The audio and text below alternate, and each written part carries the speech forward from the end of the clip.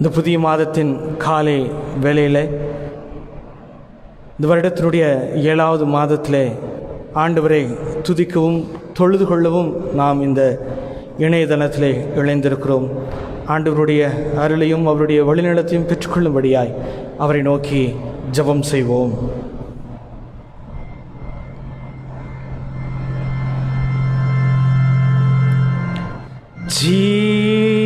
ஜீவனுள்ள தேவனே, ஆவி வாரும். ஜீவனுள்ள தேவனே,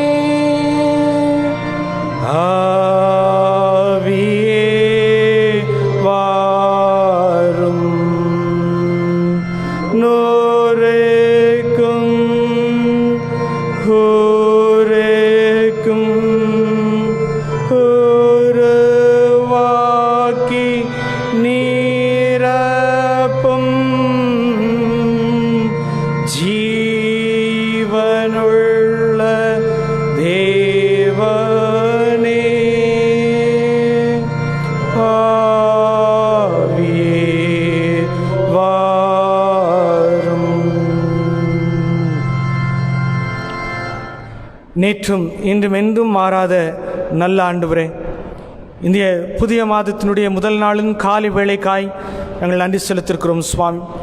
இந்த வருடத்தினுடைய 6 மாதங்களையும் கடந்து போக ஆண்டவர் நீர் கிருபை பாராட்டினீர். பலவிதமான இன்னல்கள், பல சூழல்களில் நாங்கள் என்ன செய்வோம் என்று தெரியாமல் திக்கற்ற நின்றாலும் ஆண்டவர் எங்களுக்கு நீர் துணை செய்து எங்களுக்கு எப்பொழுதும் ஆண்டவரே எங்களுக்கு வழிகாட்டுபவராய் எங்களை பலப்படுத்தி ஆதரித்து எங்கள் வாழ்விலே எல்லா சூழல்களுக்கும் எங்களுக்கு துணையாக இருந்து எங்களை வழிநடத்தி வந்திருக்கிறேன் சுவாமி. இந்த புதிய மாதத்தில் முதல் நாளிலும் உம்மை நோக்கி நாங்கள் விண்ணப்பங்களையும் வேண்டுதலையும் வைக்கிறோம். கர்த்தர் நிச்சயமாய் எங்களுக்கு இந்த வாரம் ஆசீர்வாதமாய் மாற்றி தருவார்.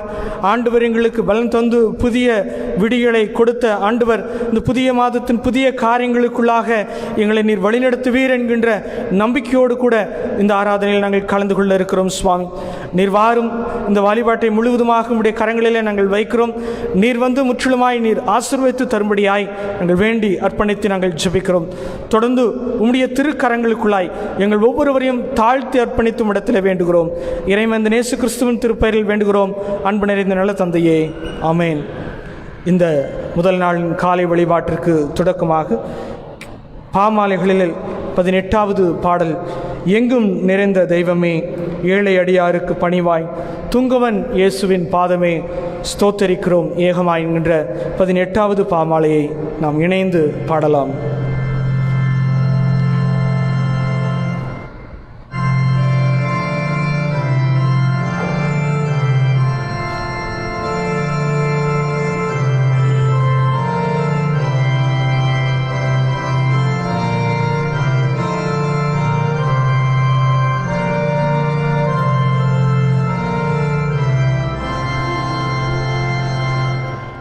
எங்கும் நிறைந்த தெய்வமே ஏழையடியார் பணிவாய் துங்கவனுந்தன் பாதமே ஸ்தோத்தரிக்கிறோம் ஏகமாய். உலக எண்ணம் நீங்கியே உந்தனிட மனதாய் நலமாய் உள்ளம் பொங்கியே நாடி துதிக்க செய்யன்பாய். கேட்டிடும் தேவ வாக்கியம் நழுவையாய் மனதிலே நாட்டிடனில் சேலாக்கியாம் நாங்கள் நிறைய செய்காலே. தூதர்கள் கூடி பாடிடும் தூயரும்மை மாபாவிகள் பாதம் பணிந்து வேண்டினோம். பலிப்பிரான்கள் ஏழைகள்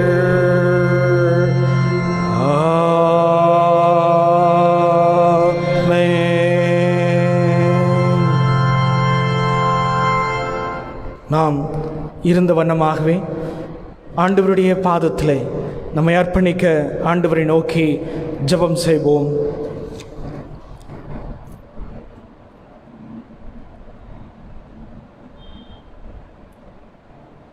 எங்கும் நிறைந்திருக்கிற எங்கள் ஆண்டவரே, உமையே நாங்கள் தஞ்சமாய் உம்முடைய பாதத்திலே நாங்கள் வந்து சேருகிற பொழுது எங்கள் எல்லா மீறுதல்களையும் ஆண்டவர் நீர் மன்னிக்கிறீர் சுவாமி. இந்த வருடம் தொடங்கின இப்பொழுதுதான் என்று நாங்கள் நினைக்கிறோம். இந்த 6 மாதங்களில் நாங்கள் செய்த குற்றங்கள் ஏதாவது இருந்தால் எங்களை தயவாய் ஆண்டவரே நீர் மன்னியும். எங்கள் உள்ளளவும் நினைவிலும் நாங்கள் சொல்லாலும் செயலாலும் நாங்கள் செய்த தவறுகளை ஆண்டவரே நீர் மன்னிக்காவிட்டால் யார் சுவாமி எங்களை மன்னிக்க முடியும்?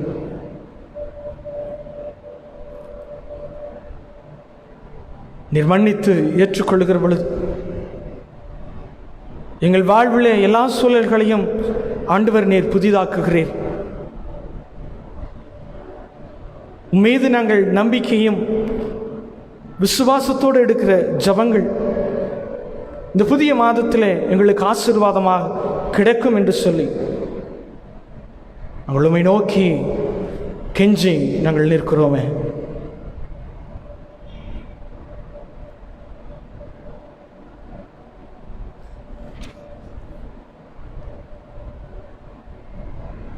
வருந்து உழைத்து பாரம் சுமப்பவர்களே, எல்லோரும் என்னிடத்திலே வாருங்கள், உங்களுக்கு நான் இளைப்பாறுதலை தருவேன் என்று சொன்ன என் ஆண்டவர் துன்பத்தோடும் துயரத்தோடும் பல நிலைகளிலே இந்த காலகட்டங்களிலே என்ன செய்வோம் என்று தெரியாமல் திக்கற்று நிற்கிறவர்கள் உண்டு சுவாமி. அவர்களும் நீர் அரவணைக்கிறவராய் ஏற்றுக்கொள்ளுகிறவராய் ஆதரிக்கிற தெய்வம் இயேசு இருக்கிறார் என்கின்ற நம்பிக்கையோடவே இந்த காலை வேளையில் இந்த புதிய மாதத்தில் உம்மை நோக்கி ஏறெடுக்கிற ஒவ்வொரு விண்ணப்பத்தையும் ஆண்டவர் நீர் அங்கீகரியும் சுவாமி.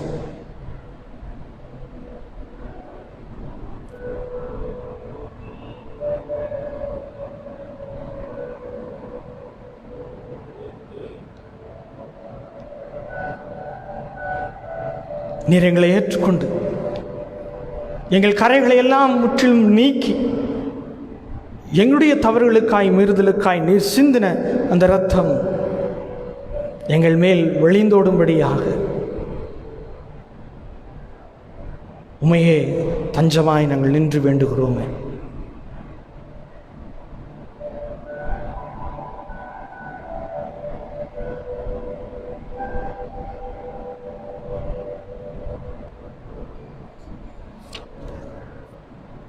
நிறைகளை அரவணைத்து ஏற்றுக்கொண்டமைக்காய் உமக்கு நன்றி செலுத்திருக்கிறோம். தொடர்ந்து உம்முடைய பாதத்தில் முற்றிலுமாய் நாங்கள் அர்ப்பணித்து வேண்டுகிறோம். இறைமைந்த இயேசு கிறிஸ்துவின் திருப்பெயரில் வேண்டி நிற்கிறோம். அன்பு நிறைந்த நல்ல தந்தையே, ஆமேன். இந்த நாளுக்கென்று வாசிக்க தெரிந்து கொள்ளப்பட்ட திருமறை பகுதி லூக்கா எழுதின நற்செய்தி நூல் 24ஆம் அதிகாரம் திருவசனங்கள் 13 தொடங்கி 17 முடிய.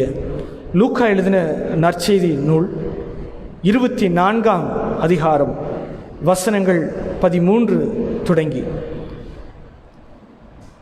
அன்றைய தினமே அவர்கள் 2 பேர் எருசலேமுக்கு 7 மைலுக்கு அல்லது 8 மைல் தூரமான எம்மாவூர் என்ற கிராமத்திற்கு போனார்கள். போகையில் இந்த வர்த்தமான்களை எல்லாவற்றையும் குறித்து ஒருவருக்கொருவர் பேசிக்கொண்டார்கள். இப்படி அவர்கள் பேசி சம்பாஷித்து கொண்டிருக்கையில் இயேசு தாமே சேர்ந்து அவர்களோடு கூட நடந்து போனார். ஆனாலும் அவரை அறியாதபடிக்கு அவர்களுடைய கண்கள் மறைக்கப்பட்டிருந்தது. அப்பொழுது அவர் அவர்களை நோக்கி, நீங்கள் துக்கமுள்ளவர்களாய் வழி நடந்து ஒருவருக்கொருவர் சொல்லிக் கொள்ளுகிற காரியங்கள் என்னவென்று கேட்டார் என்பதை வாசிக்க தெரிந்து கொள்ளப்பட்ட திருமறை பாடம் வாசித்து முடிந்தாயிற்று. கிறிஸ்துவே உமக்கே மகிமை உண்டாவதாக.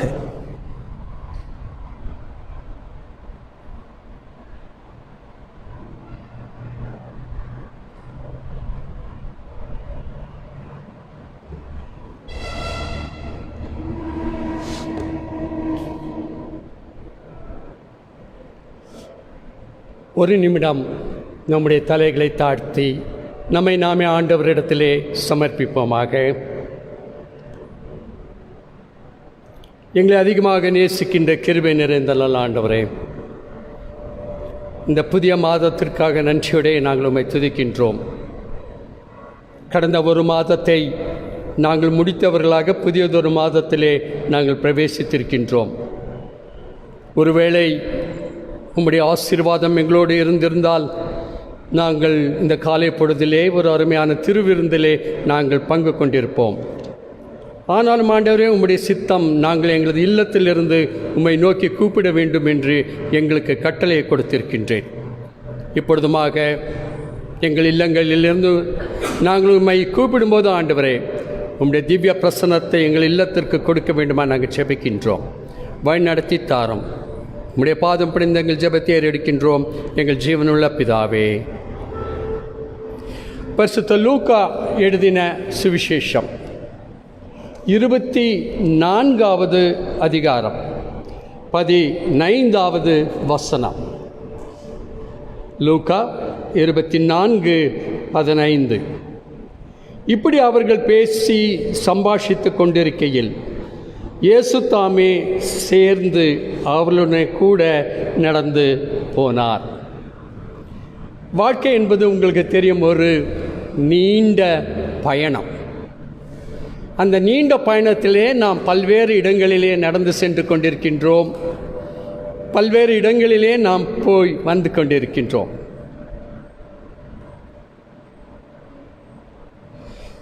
அப்படிப்பட்ட சூழ்நிலையிலே நாம் அநேக மக்களை நாம் சந்திக்கின்றோம். இந்த மாதத்திலே, இந்த காலை பொழுதிலே நாம் ஒரு முக்கியமான நம்முடைய விசுவாசத்தின் நாயகனை சந்திக்கின்றோம். அதுதான் இந்த நாளினுடைய நற்செய்தி. இயேசுவானவர் உயிர்த்தெழுந்த பிறகு 5 நிலைகளிலே அல்லது 5 நிகழ்வுகளிலே தன்னை வெளிப்படுத்தினார். முதலாவதாக கல்லறையிலே மகதலேனா மரியாளுக்கு, இரண்டாவதாக அன்றை மாலை பொழுதிலேயே எம்மாவூருக்கு சீடர்கள் சென்று கொண்டிருக்கும் பொழுது அவர்கள் மத்தியிலே தானும் சேர்ந்து நடந்து போகின்றார். மூன்றாவதாக ஒரு இல்லத்திலே சீடர்களை சந்திக்கின்றார். நான்காவதாக தோமாவை சந்திக்கின்றார். ஐந்தாவதாக கடற்கரையிலே பேதுருவையும் மற்ற சீடர்களையும் சந்திக்கின்றார். இந்த 5 நிகழ்வுகளிலே இந்த எம்மாவிற்கு செல்லுகின்ற ஒரு நிகழ்வு ஒரு மிகவும் அற்புதமான ஒரு நிகழ்வு என்று சொல்லலாம். அந்த நெடும் பயணத்திலே, எருசலேம் தொடங்கி எம்மாவிற்கு போகின்ற அந்த கிராமத்தினுடைய நெடும் பயணத்திலே சீடர்கள் நடந்து சென்று கொண்டிருக்கும் பொழுது இயேசுவானவரும் தாமே அவர்களுடன் கூட சேர்ந்து நடந்து சென்றார் என்று இந்த வசனம் நமக்கு கொடுக்கிறது. இந்த வசனம் தான் இந்த மாதத்தின் ஒருவேளை ஒரு பாக்கியமான வசனம், வாக்குத்தத்தமான வசனம் என்று நான் கூறுவேன். இந்த வசனம் மட்டுமல்ல, அந்த நிகழ்வு முழுவதுமே நமக்கு ஒரு வாக்குத்தத்தமான ஒரு நிகழ்வு.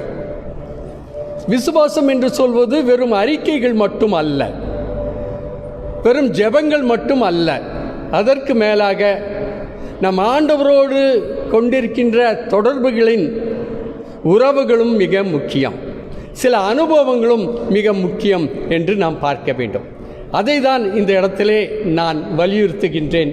அவர் தாமே அவர்களுடனே கூட சேர்ந்து நடந்து போனார் என்பது. 2 வாரத்திற்கு முன்னதாக நாம் ஒரு செய்தியிலே நாம் பார்த்தோம். அவரை நாம் ஒரு இல்லத்தின் தேவனாக நாம் பார்க்கின்றோம். ஆலயத்தில் மட்டுமல்ல, இல்லத்திலே நம்மோடு வாசம் பண்ணுகின்ற ஒரு தேவனாக இயேசுவை நாம் சந்தித்தோம். இன்றைக்கு அவர் ஒரு சாலையிலே நடந்து சென்று கொண்டிருக்கின்ற ஒரு தேவனாக நாம் சந்தித்து கொண்டிருக்கின்றோம். நீங்கள் பார்ப்பீர்களே என்றால் அவர்கள் ஒரு சம்பாஷணையிலே ஈடுபட்டு கொண்டிருந்தார்கள், பேசிக்கொண்டே செல்கின்றார்கள். ஒருவேளை அந்த நாட்களில் நடந்த மிக முக்கியமான ஒரு செய்தி அவர்கள் பேசிக்கொண்டிருக்கின்றார்கள். அப்பொழுது இயேசுவானவர் அவர்களுடனே கூட சேர்ந்து நடந்து அவர்களுடைய சம்பாஷணையிலே தாமும் பங்கு கொள்கிறார் என்று நாம் பார்க்கலாம். நம்மோடு இருக்கிறார் என்கின்ற அந்த அனுபவம் என்பது ஒரு சாதாரண ஒரு அனுபவம் என்று சொல்ல முடியாது. அதை நம்முடைய பழக்கத்திலே நாம் எப்படியாக கொண்டு வர வேண்டும்? நாம் பொதுவாக கடவுளை ஆலயத்திலே நிறுத்தி விடுகின்றோம், அல்லது நம்முடைய இல்லங்களிலே ஜெபத்திலே நாம் நிறுத்தி விடுகின்றோம், அல்லது வெறும் திருமறையிலே இருக்கின்ற ஒரு ஆண்டவரை மட்டுமே நாம் பார்க்க முயற்சி செய்கின்றோம்.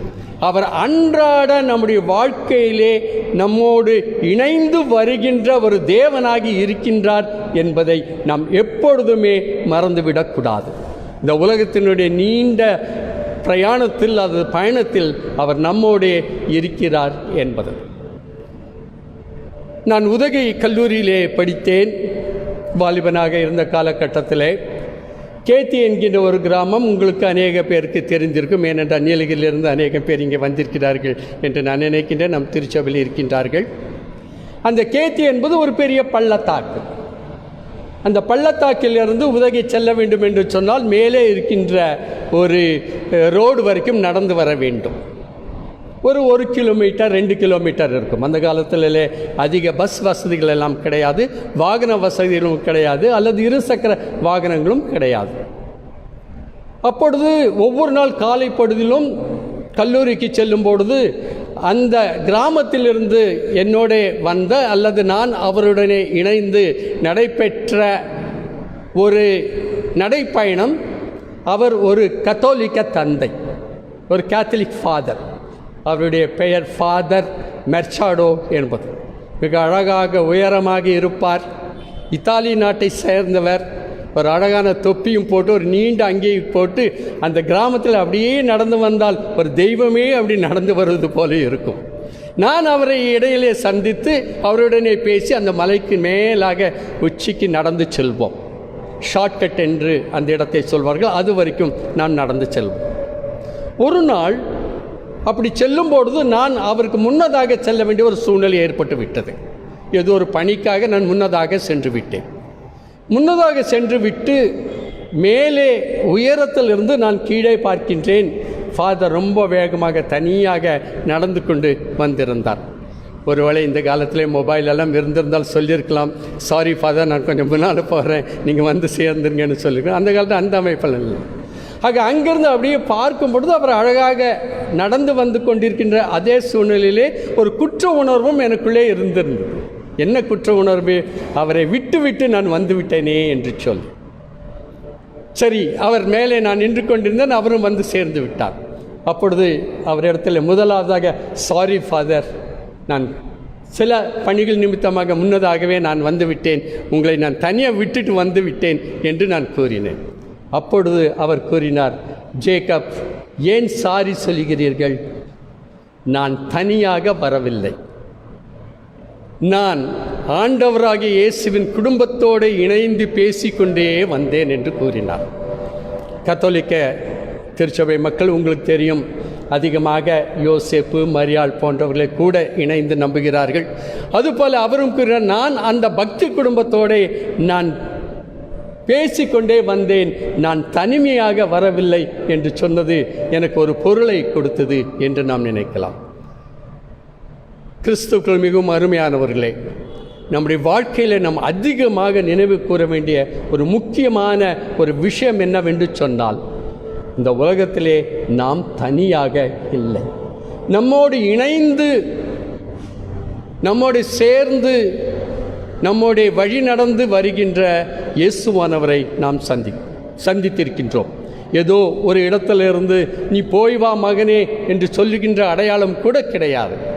ஆகவே தான் அந்த எம்மாவூருக்கு போகின்ற சீஷர் மத்தியிலே அவர் மிக அருமையாக அவர்களோட கூட இணைந்து நடந்து வந்தார். அந்த வசனத்தை மறுபடியுமாக நான் படித்த பொழுது அதனுடைய வசனத்தினுடைய ஆழத்தை நான் புரிந்து கொண்டேன். அதில் நீங்கள் பார்க்கலாம், இயேசு தாமே சேர்ந்து என்கின்ற ஒரு வார்த்தை அதிலே சேர்க்கப்படுகிறது என்றால் சொல்லப்படுகிறது. தாமே, நானே என்கின்ற ஒரு வார்த்தை, அவர்களை அழைத்து அல்ல, நானே என்கின்ற ஒரு வார்த்தை. அதுக்கு அடுத்து வருகின்ற மற்றொரு வார்த்தை மிக அழகாக இருக்கிறது. என்னவென்று சொன்னால், சேர்ந்து என்று சொல்லி, இணைந்து என்று சொல்லி. ஆகவே நீங்கள் சில தூரம் போகிறீர்கள், பின்னால் இருந்து ஒருவர் வருகின்றார் என்று அல்ல, அல்லது அவர் முன்னாலே சென்றிருக்கின்றார் அவருக்கு பின்னாலே நாம் செல்லுகின்றோம் என்பது அல்ல. அவரோட இணைந்து செல்லுகின்ற ஒரு வார்த்தையை மிக அழகாக இங்கே குறிப்பிட்டிருப்பதை பார்க்கலாம். ஆங்கிலத்திலே he walked along with the disciple என்று கூறுகிறோம். along with them, அந்த வார்த்தை along என்று சேர்ந்து சேர்ந்து நடந்து செல்லுகின்ற ஒரு அனுபவம். எவ்வளவுதான் நமக்கு விசுவாசம் இருந்தாலும் சரிதான் என்னுடைய அருமையான திருச்சபை மக்களே, எவ்வளவுதான் நமக்கு ஞானம் இருந்தாலும் சரிதான், அந்த அனுபவத்திற்குள்ளே நாம் வரவில்லை என்று சொன்னால் அவர் நம்மோடு இருக்கிறார் என்பதை நாம் புரிந்து கொள்வது சற்று கடினமாக இருக்கும். இந்த மாதம் நம்முடைய வாழ்க்கையில் சற்று கடினமான மாதம்தான். எப்படியாவது இந்த மாதம் சற்று தளர்வுகள் இருக்கும், அல்லது சற்று மரணங்கள் அல்லது பாதிப்புகள் குறையும் என்று நாம் பார்க்கும் பொழுது அப்படி இல்லை என்பது நன்றாக நமக்கு தெரிந்துவிட்டது. ஆனாலும் கடவுளிடத்திலே நம் விண்ணப்பங்களை நாம் வைத்துக்கொள்வோம். கடவுள் எப்படியாவது எண்ணிக்கைகளை குறைய உதவி செய்வார் என்று சொல்லும். ஒவ்வொரு முறையும் 1000க்கு மேலாக 2000, 3000, இப்பொழுது 4000 என்கின்ற எண்ணிக்கையை தமிழ்நாட்டிலே பார்க்கும் பொழுது, உலக அளவில் 1 கோடியின் எண்ணிக்கையை தாண்டி விட்டது இந்த நோய் என்று பார்க்கும் பொழுது, நாம் கண்டிப்பாக ஆண்டவரிடத்தில் வைக்க வேண்டிய விஷயம், ஆண்டவரை கொஞ்சம் குறைத்து கொடுங்கள், கொஞ்சமாவது எங்களுக்கு குறைத்து கொடுங்கள், எங்களுடைய வாழ்வு இந்த உலகத்திலே சற்று மலரட்டும், அநேக மக்களுடைய வேதனைகள் சற்று குறையட்டும், கண்ணீர்கள் சற்று குறையட்டும். அந்த நிலையிலே நம் ஆண்டவரிடத்திலே நாம் சமர்ப்பிக்க நம்மை நாமே கடவுள் நம்மை அழைத்திருக்கின்றார். அந்த புதிய அனுபவத்திற்குள்ளே இந்த மாதத்திலே கடவுள் தாமே நம்மை வழிநடத்துவாராக. ஆமென். ஜெபம் செய்வோம். எங்கள் நல்ல ஆண்டவரே, உம்முடைய சத்திய வசனங்களுக்காக நாங்கள் நன்றி செலுத்துகின்றோம். இந்த புதிய மாதத்தின் காலை பொழுதை நாங்கள் ஒரு பாடலோடும் ஒரு ஜெபத்தோடும் திருமறை வசனத்தோடும் திருமறையிலிருந்து சொல்லப்பட்ட செய்தியோடும் எங்களது வாழ்க்கையை நாங்கள் ஆரம்பிக்கத்தக்கதான ஒரு அருளை கொடுத்திருக்கின்றேன். உம்முடைய வாக்கு தத்துவத்திற்காக நாங்கள் நன்றியோடு நாங்கள் போற்றுகின்றோம். உம்முடைய வாக்கு தத்துவத்தை உம்முடைய கரத்திலிருந்து பெற்றுக்கொள்வதற்கு நாங்கள் எந்த விதத்திலும் தகுதியுடையவர்கள் அல்ல. நீர் தாமே எங்களுடைய வழி நடந்து வருகிறவராக இருக்கின்றேன். உம்முடைய நிறைவான ஆசீர்வாதமும் ஆலோசனையும் எப்பொழுதுமே எங்களோடு இருக்க ஜெபிக்கின்றோம். உம்முடைய பாதம் பணிந்து மன்றாடுகின்றோம் எங்கள் நல்ல பிதாவே. ஆமென். தொடர்ந்து நம்முடைய அடுத்த ஜெபத்திற்கு நாம் செல்வதற்கு முன்னதாக ஒரே ஒரு சிறிய அறிவிப்பை உங்களுக்கு கொடுக்க நான் கடமைப்பட்டிருக்கின்றேன். நானும் அருமை தம்பி சாமுவேல் கோபியும் செயலாளரும் நேற்று தினத்திலே ஒன்றாக உட்கார்ந்து பேசி கொண்டிருக்கும் பொழுது எப்படியெல்லாம் நம்முடைய திருச்சபை மக்களை நாம் சந்திக்க வேண்டும், மக்களுடைய விசுவாசத்தை எப்படி பலப்படுத்த வேண்டும், இவைகளையெல்லாம் நாங்கள் யோசித்து கொண்டிருக்கும் பொழுது ஒரு சிறிய முயற்சியிலே நாங்கள் ஈடுபடலாமா என்று யோசித்து கொண்டிருக்கின்றோம். சற்று கடினமான முயற்சி தான், ஆனால் திருச்சபை மக்கள் ஏற்றுக்கொள்வீர்கள் என்று நான் நம்புகின்றேன். நான் கேள்விப்பட்டேன், மாதத்தின் முதல் நாளிலே அருள் திரு கிறிஸ்டபர் ஐயா அவர்களும் கோபி தம்பியுமாக சேர்ந்து இல்லங்களிலே சுகவீனமாக இருக்கின்ற மக்களுக்கு போய் அவர்களுக்கு திருவிருந்து கொடுத்து அவர்களை ஒரு ஆசீர்வாதத்திற்குள்ளே கொண்டு வந்திருக்கின்றார்கள் என்று நான் கேள்விப்பட்டேன். அந்த முயற்சியிலே நானும் அருமை தம்பி கோபி அவர்களும் செயலாளருடைய அனுமதியுடனே இந்த மாதத்தை தொடங்கி நாங்கள் ஆரம்பிக்கலாம் என்று நாங்கள் யோசித்து கொண்டு இருக்கின்றோம். உங்களுக்கு தெரியும், ஆரம்ப காலகட்டத்திலே திருச்சபை வளர்ந்து கொண்டிருக்கின்ற அல்லது ஆரம்பித்த நிலைகளிலே அவர்கள் இல்லந்தோறும் அப்பம் பிட்குதலிலும் ஜபத்திலும் அப்பம் பிடிக்குதலிலும் தரித்திருந்தார்கள் என்று சொல்லி. ஆகவே நானும் கோபியும் உங்கள் இல்லத்திலே திருவிருந்திற்காக உங்களை சந்திக்க நாங்கள் ஆயத்தப்பட்டு கொண்டிருக்கின்றோம். எல்லா இல்லங்களையும் சந்திக்க முடியுமா? கடவுளுடைய கரத்தில் இருக்கிறது. முயற்சி செய்து பார்ப்போம். 1 மாதம், 2 மாதம், 3 மாதமாகட்டும், அது பரவாயில்லை. ஏனென்றால் ஏறத்தாழ 3 மாதத்திற்கு மேலாக திருவிருந்து இல்லாமல் நாம் இருக்கின்றோம். அது அநேக மக்களுக்கு சற்று கடினமாக இருக்கின்றோம். ஒருவேளை கடவுளுடைய வழி நடத்துதல் போல அந்த திருவிருந்து ஆராதனை உங்கள் இல்லத்திலே நடத்த வேண்டும் என்று.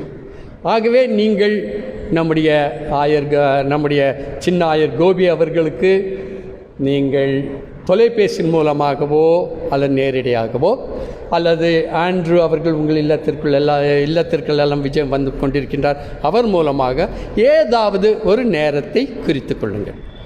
ஒரே நேரத்தில் எல்லாம் வந்து அப்போ நாங்கள் இங்கே வந்து நடத்த முடியாது அல்லவா? அதையும் நீங்கள் சற்று பார்த்து கொள்ளுங்கள். மாலை 5 மணி தொடங்கி ஒரு 6 மணி 7 மணி என்று சொல்லி ஒரு 3 இல்லத்தை நாங்கள் முடித்துவிட்டு நாங்கள் வருகின்றோம். ஆனால் இந்த இல்ல ஆராதனை நடத்தும் பொழுது உங்கள் இல்லத்தின் மக்கள் மட்டும்தான் இருக்க வேண்டும், வேறு யாரும் இருக்கக்கூடாது. பக்கத்தில் இருக்கிறவங்களுக்கு கூப்பிட்டு இந்த ஜபக்கூட்டம் அல்ல, இந்த காட்டேஜ் ப்ரேயர் மீட்டிங் என்று சொல்வார்களே, அது கிடையாது. உங்கள் இல்லத்திற்கு மட்டும், உங்களுக்காக மட்டும், உங்கள் குடும்பத்திற்காக மட்டுமே இந்த திருவிருந்திற்காக நாங்கள் வருகின்றோம். வீட்டிலே அதற்காக எந்த விதமான விருந்து அதையெல்லாம் நீங்கள் ஆயத்தம் செய்து விடக்கூடாது. நீங்கள் விருந்து ஏதாவது ஆயத்தம் செய்தால் நாங்கள் சொல்லிவிடணும், மன்னிக்க வேண்டும், கொரோனா ஏதாவது இருந்து விடும் என்று சொல்லி. அப்படி அல்ல, ஒரு காஃபி டீ அவ்வளோதான். நாங்கள் கடந்து செல்ல வேண்டும் என்று நாங்கள் விரும்புகின்றோம். காரணம், நம்முடைய இல்லத்திலே நம்முடைய ஆண்டவராகிய இயேசுவினுடைய பிரசன்னத்தை உறுதி செய்ய வேண்டும் என்பதே இதனது முக்கியமான நோக்கம். இதை உங்கள் ஞாபகத்தில் வைத்துக்கொள்ளும்படியாக உங்களை அன்புடன் நான் கேட்டுக்கொள்கின்றேன். அடுத்ததாக நாம் ஒரு பாடலுக்காக கடந்து செல்கின்றோம். காணிக்கைகள் நான் உங்களிடத்திலே மறுபடியும் கூற வேண்டிய அவசியமில்லை என்று நினைக்கின்றேன். அதை நீங்கள் பார்த்து கொள்ள வேண்டும், கவனித்து கொள்ள வேண்டும், பொறுப்பெடுத்து கொள்ள வேண்டும். கீர்த்தனைகளிலே 169வது கீர்த்தனை, தேவனே நான் உமதண்டையில்.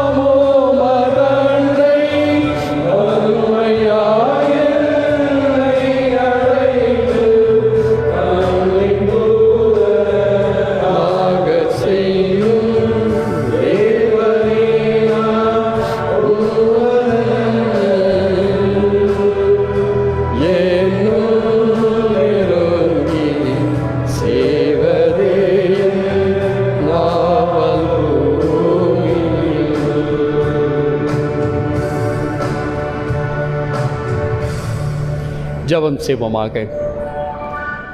மீண்டுமாக நன்றியறிதல் உள்ள இருதயத்தோடு ஆண்டவரே உம்முடைய அருளுக்குள்ளே நாங்கள் வருகின்றோம். இந்த புதிய மாதத்திற்காக நாங்கள் நன்றி செலுத்துகின்றோம். இப்பொழுதுமாக உம்முடைய சன்னிதானத்திலே எங்களது தனிப்பட்ட தேவைகளை நாங்கள் சமர்ப்பிக்கின்றோம். ஆண்டவரே, எங்களது இல்லங்களின் தேவைகளை உம்மிடத்திலே நாங்கள் சமர்ப்பிக்கின்றோம். எங்கள் இல்லங்களிலே சுகவீனமாக இருக்கின்ற மக்களுக்காக நாங்கள் ஜெபிக்கின்றோம். வயோதிப நிலையில் இருக்கின்ற மக்களுக்காக நாங்கள் வேண்டிக் கொள்கின்றோம். ஒருவேளை ஒருவருக்கு பார்க்க முடியாத அதிக தூரம் அருகாமையில் இருக்கின்ற மக்களை நாங்கள் இந்த நேரத்தில் நினைவு கூறுகின்றோம். எங்களது பணிகளுக்காக ஆண்டவரே நாங்கள் அதிகமாக உம்மிடத்திலே நாங்கள் வருகின்றோம். ஒருவேளை ஒரு சில மக்களுக்கு ஊதியத்தின் நிரந்தரத்தை கொடுத்திருக்கக்கூடும். ஆனாலும் ஆண்டவரே, அநேக மக்கள் அன்றாட தங்களது தொழில் மூலமாகவே ஆண்டவரே உம்மிடத்திலே தங்களது ஆசீர்வாதத்தை பெற வேண்டிய சூழ்நிலையில் இருக்கின்றார்கள். ஊதியத்தின் ஆசீர்வாதத்தை அல்லது அவர்கள் பணிகளினுடைய ஆசீர்வாதத்தை கொடுக்க நாங்கள் வேண்டிக் கொள்கின்றோம். படித்து கொண்டிருக்கின்ற மக்களுக்காக நாங்கள் ஜெபிக்கின்றோம்.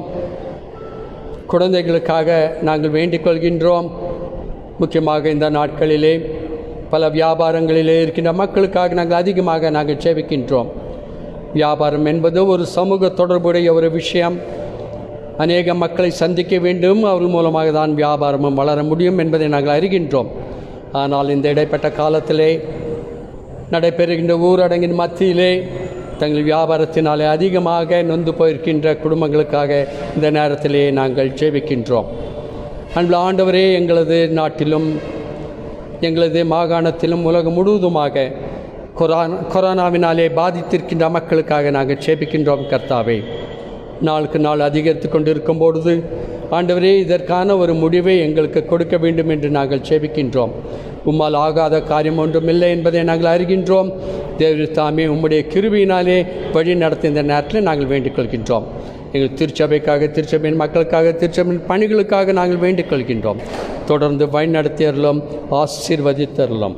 எல்லா துதிய கனமகியும் நீர் தாமே ஏற்றுக்கொள்ளும். உம்முடைய பாதம் பணிந்து எங்கள் ஜெபத்தை எடுக்கின்றோம். எங்கள் ஜீவனுள்ள பிதாவே, என் ஆத்மாவே கர்த்தரை ஸ்தோத்திரி, என் முழுமே பஸ்நாமத்தை ஸ்தோத்திரி.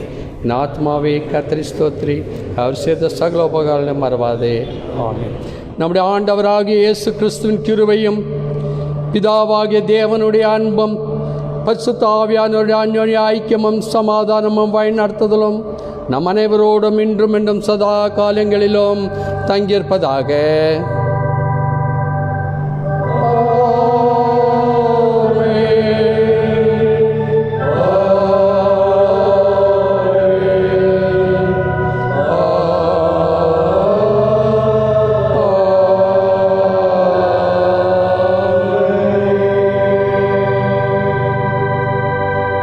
கர்த்தர் உங்களோடு இருப்பாராக. சமாதானத்தோடு நம்முடைய பிரயாணத்தை தொடர்வோமாக. ஆமேன்.